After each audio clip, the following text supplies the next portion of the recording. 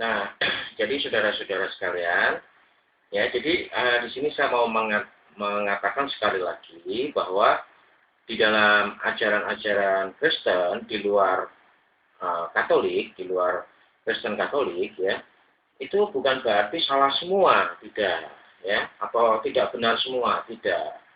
Tetapi memang ada kebenaran di dalam pengajarannya.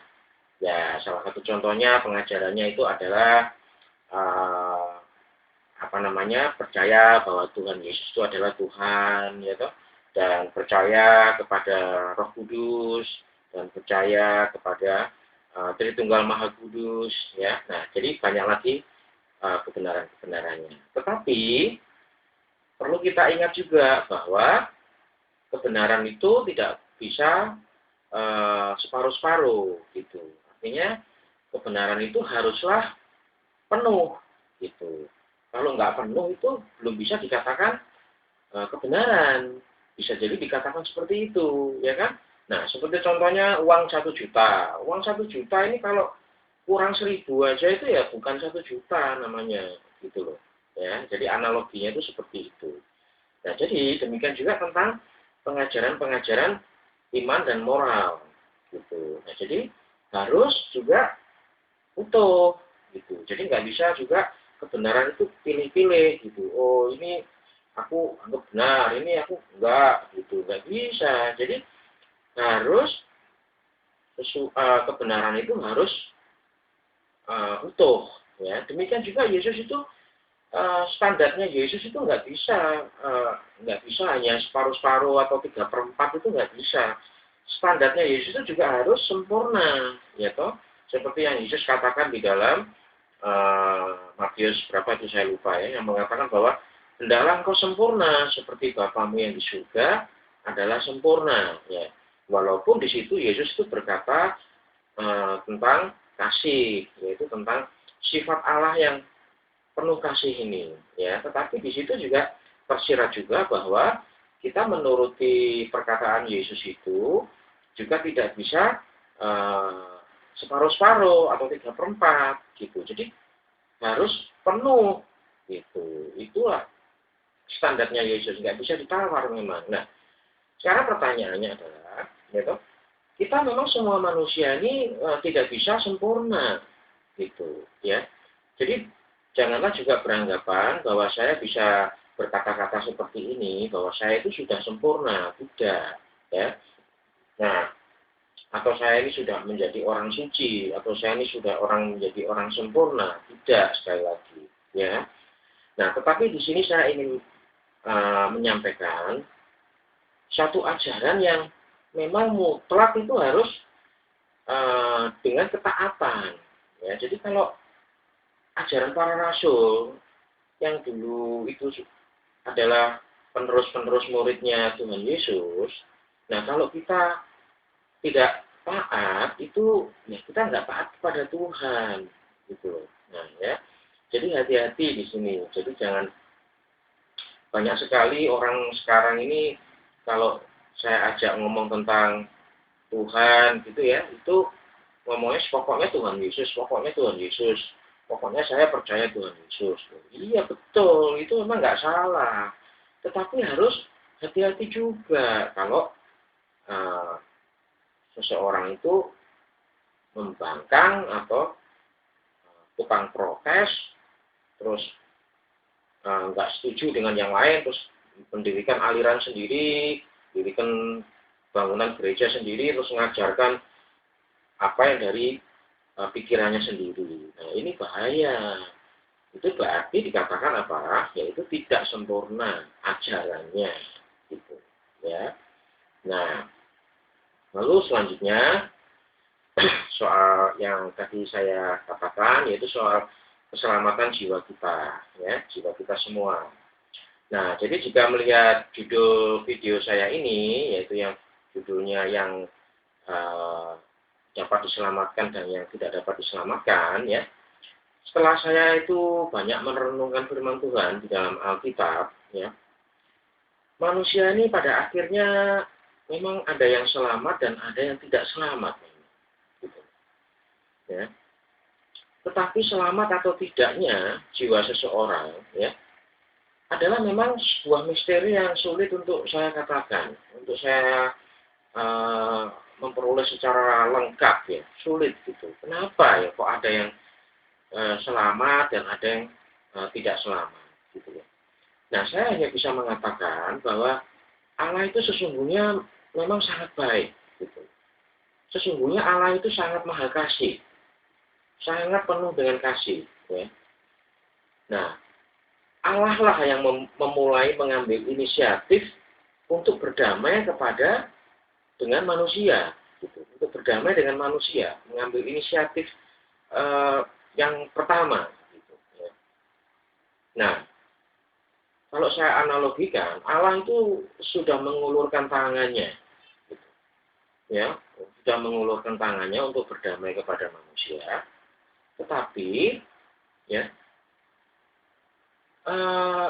ada yang mengabaikan, ya, bahkan ada yang menolak, gitu, baik secara terang-terangan menolak, gitu. Nah, ini bahaya, gitu ya.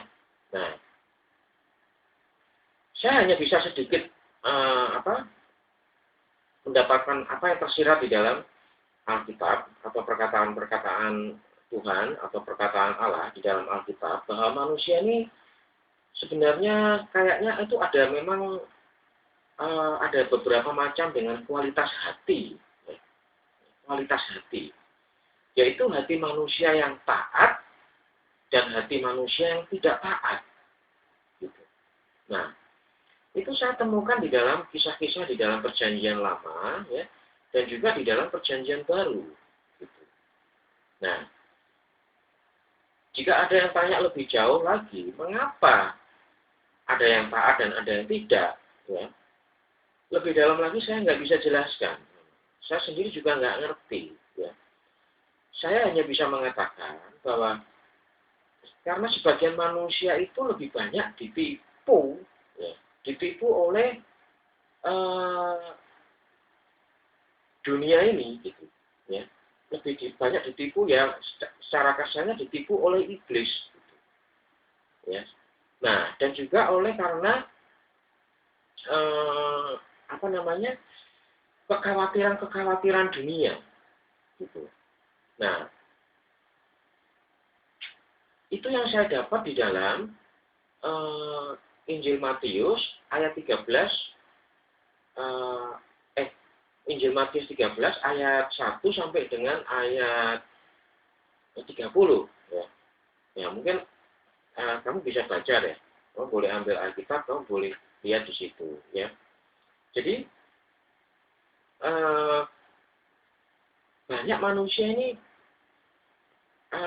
khawatir akan hal-hal dunia yang akan datang, gitu loh. Kekhawatiran itu, gitu. Nah, sehingga kekhawatiran ini menimbulkan suatu kesempatan bagi iblis itu untuk membuat tipu daya kepada manusia, ya, yaitu tentang kekayaan atau kesenangan duniawi ini, gitu. Khususnya itu yaitu kekayaan. Nah, di dalam Injil Matius 13 1 sampai dengan 30, di situ ada dikatakan sama Yesus bahwa banyak manusia itu ibarat benih yang dijatuhkan di dalam semak duri. Nah, mereka itu terperangkap oleh tipu daya kekayaan. Nah, ini memang kalau saya renungkan, itu memang berbahaya memang, kekayaan itu. Atau dalam arti kata, mengejar kekayaan, dan kekayaannya itu sendiri. Ya. Nah, bahkan, ya, ada manusia tuh yang nggak sadar tuh menuruti hawa nafsunya, mengejar kekayaan, mengejar kekayaan itu. Bahkan kekayaan itu mungkin sudah banyak yang dikumpulkan, tapi nggak habis-habisnya gitu. Dikejar terus gitu. Nah, akhirnya juga ada beberapa manusia itu yang mati di dalam saat mengejar kekayaan itu, gitu. Yang adalah sebetulnya tipu daya. Nah, tapi juga ada yang berhasil meraih kekayaan itu. Ya, kekayaannya itu udah banyak. Gitu. Tetapi masih kurang aja, gitu. Masih kurang aja. Terus masih terus mengejar terus, ya. Nah, tetapi kekayaan yang sudah didapatnya itu yang sudah begitu berlimpah, gitu, itu juga mempunyai kandungan perangkap yang berbahaya, gitu. Ya. Tanpa disadari, manusia yang sudah memperoleh harta yang begitu banyak, itu tanpa disadari, itu telinga dan matanya ini menjadi tertutup, gitu. Jadi artinya bukan telinga yang sesungguhnya, tapi telinga mata hati itu menjadi tertutup, gitu. Dan hatinya itu menjadi menebal hatinya. Nah, itu bukan saya yang berkata, tetapi Yesus sendiri yang berkata di dalam Matius 13 1-30 itu, gitu loh, ya. Nah, tanpa disadari, ya, dan yang tanpa disadari yang lebih dalam lagi, yaitu adalah egonya ini semakin tinggi, gitu. Egonya ini semakin naik tanpa disadari, melambung tinggi egonya. Nah, sehingga orang itu tuh menjadi sombong, menjadi congkak, ya. Sehingga tidak memandang orang itu yang sederhana, orang yang miskin itu dianggapnya itu apa gitu, ya. Nah, itu berbahaya. Makanya di dalam kisah Yesus di dalam Matius 13 1-30 itu, Yesus itu menghadapi para imam-imam Yahudi dan orang-orang Farisi, ya. Itu tuh mereka itu orang kaya-kaya itu. Nah, sehingga apa? Sehingga mereka itu terjebak di dalam kesombongan, lalu gila hormat, gitu. Yesus ini anaknya tukang kayu, Yesus ini orang biasa dipandangnya, jadi gak digubris gitu omongannya. Padahal Yesus ini adalah Mesias, gitu. Itu yang celaka kan, gitu. Nah, jadi di dalam kisah Yesus itu saking jengkelnya, orang-orang itu diberikan satu khususnya imam-imam besar dan orang-orang Farisi itu diberikan satu kebenaran-kebenaran di dalam kehidupan, di dalam pengajaran-pengajaran Allah itu nggak bergeming. Gitu. Nah, itu juga setelah saya baca-baca dari kisah-kisahnya orang imam-imam besar itu, ternyata itu mereka itu kaya-kaya gitu. Nah, jadi Yesus itu sampai membuat suatu perumpamaan pada saat dia itu berbicara kepada orang-orang Farisi dan imam-imam Yahudi itu. Itu diibaratkan itu Allah itu atau Tuhan Yesus sendiri itu menabur benih itu, diibaratkan benih gandum untuk orang-orang yang orang-orang yang baik. Gitu. Nah, sedangkan iblis itu menabur tumbuhan ilalang. Nah, itu kamu bisa juga baca di dalam Matius 13 1-30. Ya. Nah, kenapa di situ Yesus membuat satu perumpamaan tumbuhan gandum dan lalang? Ya, gandum itu cenderung itu melengkung ke bawah, melengkung gini, gitu. Melengkung ke bawah. Lah, ilalang itu kan tegak-tegak. Coba kamu perhatiin tumbuhan lalang. Lalang itu kan tegak-tegak. Nah, di situ melambangkan satu kesombongan. Melambangkan satu kecongkakan daripada imam-imam besar pada saat itu, imam-imam Yahudi dan orang-orang Farisi dan bahkan para pengikutnya. Ya. Menjadi sombong. Disitulah satu tipu daya kekayaan yang berbahaya yang tidak disadari. Gitu. Nah, lalu apakah di situ Yesus itu benci sama orang kaya gitu? Ya enggak, bukan seperti itu. Ya. Nah, seperti Yesus itu juga pernah berkata di dalam Injil Lukas dan Markus ya, yang saya ingat itu. Tapi saya lupa ayatnya ayat berapa saya lupa. Yesus juga pernah mengatakan bahwa lebih mudah seekor unta itu masuk lubang jarum daripada orang kaya itu masuk kerajaan Allah. Nah, jadi apa nih Yesus kok ngomong seperti itu? Ya. Nah, ternyata itu bukan sebagai satu tanda bahwa Yesus itu benci terhadap orang kaya, tidak. Ya. Tetapi perkataan Yesus itu adalah sebagai satu peringatan itu bagi orang-orang Yahudi pada zaman dulu, baik pada semua orang pada zaman sekarang. Yaitu sangat berbahaya kekayaan ini. Sebab Yesus tahu bahwa manusia ini pada dasarnya lemah. Ya. Jadi dengan kekayaan, iblis ini kan lebih suka memancing orang itu dengan hal-hal yang enak-enak. Salah satunya yaitu kekayaan itu. Nggak mungkin iblis itu memancing orang itu dengan hal-hal yang nggak enak-enak, yang nggak enak itu nggak mungkin. Pasti iblis itu memancing dengan hal-hal yang enak-enak itu. Ya. Nah, salah satunya di sini adalah kekayaan. Nah, jadi Yesus di situ mengatakan betapa sulitnya gitu loh. Orang kaya itu untuk masuk dalam kerajaan Allah dibanding seekor unta masuk lubang jarum. Gitu. Nah, lubang jarum di sini dikatakan bukan jarum yang dipakai untuk jahit, itu bukan. Tapi di zaman Yesus dulu di Yerusalem, entah di daerah mana ya, itu ada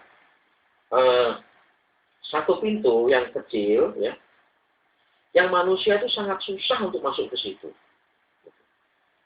Sulit manusia itu mau masuk melalui pintu kecil itu, yaitu pintu kecil itu dinamakan lubang jarum. Nah, jadi bukan jarum yang dipakai untuk jahit itu. Ya. Nah, jadi Yesus sampai memberikan satu peringatan seperti itu. Nah, lalu, oke, saya lanjutkan di video yang selanjutnya, yaitu yang 4 ya.